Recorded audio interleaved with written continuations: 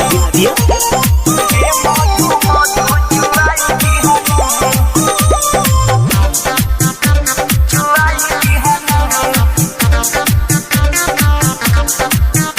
अरे बंगाल से चल के तू पटना में अइलू, पटना में आके ऐसन घटना तू कइलू। बंगाल से चल के तू पटना में अइलू, पटना में आके ऐसन घटना तू कइलू। कैसन वीडियो बनाई दिहलू, कैसन वीडियो बनाई दिहलू। नाम भोजपुरी के डुबाई दिहलू, नाम भोजपुरी के डुबाई दिहलू।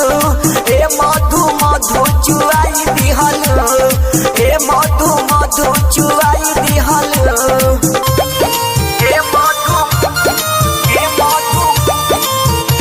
चुआई दिहलू। म्यूजिक बाय आदित्य मधु चुआई दिहलू, चुआई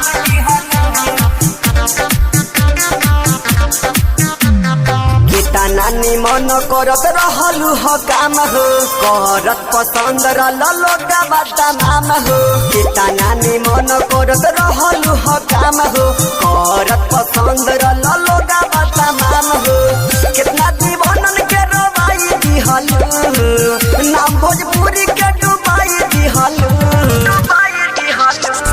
ए मधु मधु चुआई दिहलू, ए मधु मधु चुआई दिहलू, ए मधु मधु चुआई दिहलू।